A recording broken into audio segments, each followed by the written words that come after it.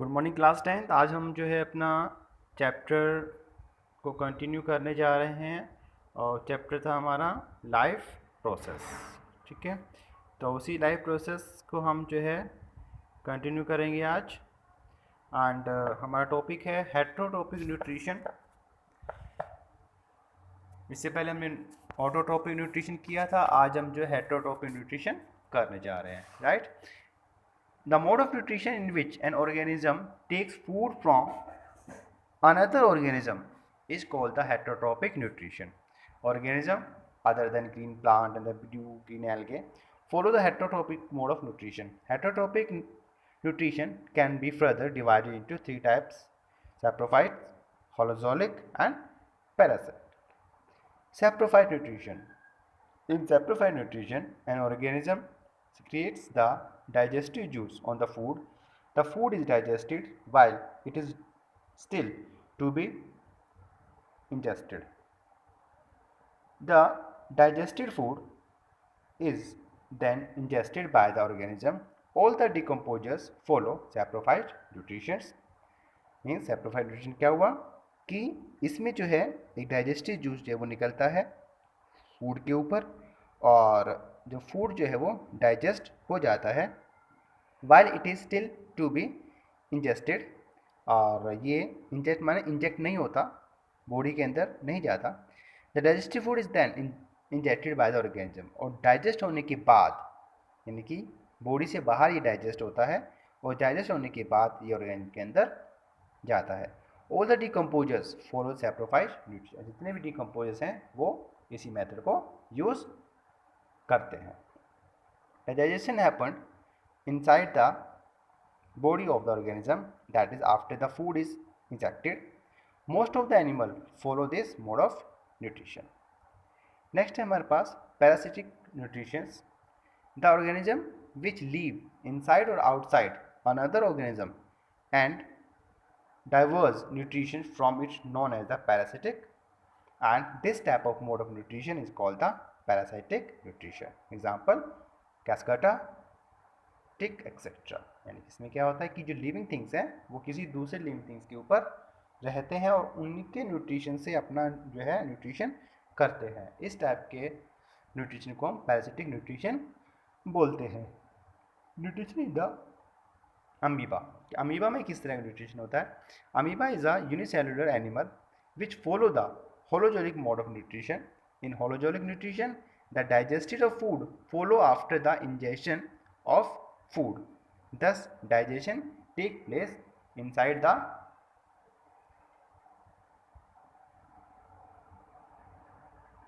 body.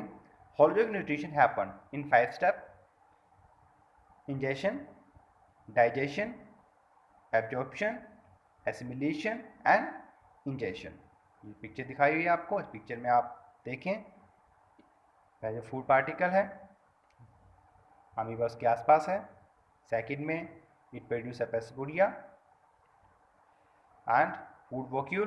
Food vacuole के अंदर जो फूड पार्टिकल चला जाता है और डाइजेस्ट हो जाता है, और इस तरह से अमीबा जो अपना न्यूट्रिशन लेता है। स्टेप ऑफ होलोजिकल न्यूट्रिशन में क्या क्या है? जैसे बताया था, injection, the process taking in the food is called the injection. Digestion, the process of breaking complex food substance into simple molecule is called the digestion. Absorption, the process of absorption digested food is called the absorption, कि जो amoeba है वो digested food को absorb करता है, nutrition लेता है। Assimilation, the process of utilization of digested food for energy and for growth and repair is called the assimilation, कि जो फूड से न्यूट्रिशन लेने हैं अपनी शरीर की ग्रोथ के लिए, अपने बॉडी की रिपेयर के लिए, उस प्रोसेस को हम एसिमिलेशन बोलते हैं। And injection is the last process, the process removing the undigested food from the body is called the injection. यानी कि जो है बॉडी का जो वेस्ट प्रोडक्ट है उसको जो बाहर निकाला जाता है बॉडी से, उसे हम इंजेक्शन बोलते हैं। Amoeba is a unicellular animal. Amoeba जो एक यूनिसेलुलर है और वो इसी तरह से जो है फूड को लेता है, फूड वॉक्यूल बना के, और वॉक्यूल के अंदर फूड डाइजेस्ट होता है, और जो है जो भी उसको न्यूट्रिशन चाहिए उससे वो न्यूट्रिशन ले लेता है, बाकी जो वेस्टेज पदार्थ है उसको वो एक्सपैड बाहर निकाल देता है। अब हम करने जा रहे हैं nutrition in the human being. अभी हमने जो किया था वो वन सेल अमीबा का हमने किया था, और हमें पता है ह्यूमन बीइंग इज़ काफ़ी कॉम्प्लेक्स स्ट्रक्चर है ह्यूमन बीइंग का, तो हम जो है उसी को स्टडी करेंगे। Human being are complex animal which have a complex digestive system, and the human digestive system is composed of an alimentary canal and some accessory glands. Alimentary canal is divided into several parts like the esophagus, stomach, small intestine, large intestine, rectum, and anus. And salivary glands, liver, and the pancreas are the accessory glands which lie outside the alimentary canal. ये alimentary canal से बाहर होते हैं, और एक तो glands है जिसके अंदर से जूस निकलता रहता है। Structure of human digestive system. The human digestive system comprises of the alimentary canal and the associated digestive glands. Alimentary canal है, it compares of the mouth, focus हो गया, स्टोमेटा हो गया, स्मॉल स्टाइन हो गया। उसके एसोसिएटेड ग्लैंड्स हैं वो हैं salivary glands, gastric glands, liver, pancreas etcetera. अब वन बाय वन इन सबकी स्टडी करेंगे। फर्स्ट, माउथ या buccal cavity. The mouth has teeth and tongue. Salivary glands are also present in the mouth. The tongue has the gastric receptors which preserving the sense of the taste. क्योंकि टंग जो है वो हमारे टंग के अंदर से जो है एक लार निकलती है, और प्लस इसके अंदर जो है रिसेप्टर्स भी होते हैं जो हमें टेस्ट की सेंस देते हैं। The tongue helps us see the turning over the food so that the saliva can be properly mixed in it. Teeth help in the breaking down the food into smaller particles so that swallowing of food become the easier. There are 4 types of teeth in the human being, जो आपने last class में पढ़ा हुआ है। Incisor teeth are used to cutting the food. Canine teeth are used to clear the foods and for cracking hard substance. The premolars are used for the grinding of the food. The molars are used to fine grind of the food. ये देखिए हमारी आपकी book में एक जो है एक picture दिखाई हुई है ह्यूमन बॉडी की, कि कौन से पार्ट कहाँ कहाँ होते हैं। ऊपर से माउथ है, उसके फोकस है, फिर इसके बाद जो है डायफ्राम है, ग्लैड ब्लैडर है, एंड स्टमक है, बाइल कट है, small intestine, large intestine, liver, pancreas सारे, और लास्ट में एनस। तो salivary glands secrete the saliva. जो हमारे सलाइवरी ग्लैंड्स हैं वो सलाइवा जो है सीक्रेट करते हैं। Saliva makes the food slippery which make it easy to swallow the food. Saliva associate contain the enzyme amylase of the ptyalin. Salivary amylases digest starch and convert into the sucrose, यानी कि जो हमारे food के अंदर starch वगैरह है उसको digest करने में हमारे जो सलाइवरी जो सलाइवा है और उसके अंदर के जो एंजाइम है वो उसको डाइजेस्ट करते हैं।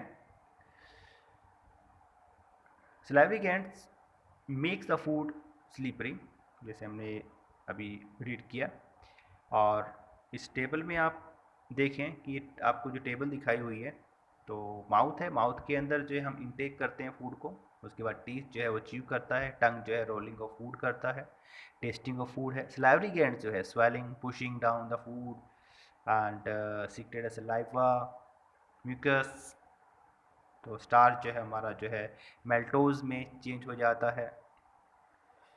अब हम आते हैं माउथ की बात, ऑसोफेगस की। Taking food from mouth to stomach by the peristaltic movement. पैसेटिव मूवमेंट क्या होती है?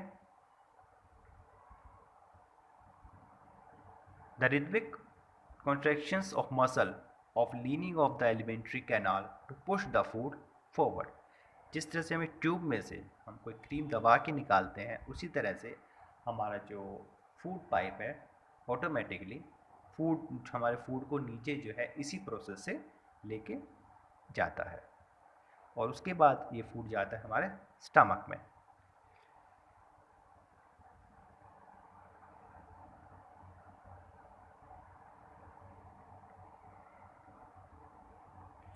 and